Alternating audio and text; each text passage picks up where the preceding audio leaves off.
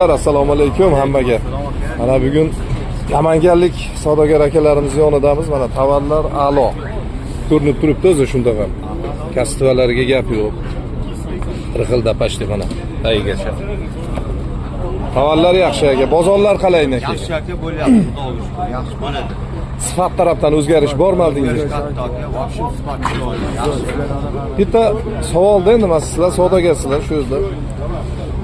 Hammadan ko'proq bilasizlar-da bu narsani. Sifatli yuk kelsa birinchi navbatda kimga foyda? Hammamizga foyda aka. Eng birinchi shu yerda savdo qilayotganga foyda, to'g'rimi?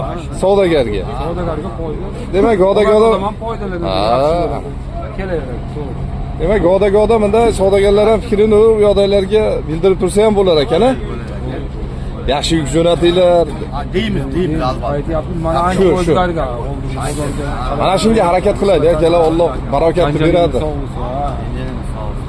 Nima endi tilaylaringiz bor endi shu savdogarlarga, u yoqdagi akalarga? Chiroyli jo'natishayotsa, biz chiroyli so'zni pulni jo'nataveramiz. Ana bor gap shu. Qashqaki gap shu. Salomat bo'linglar. Kasbkorlaringga barokat etsin.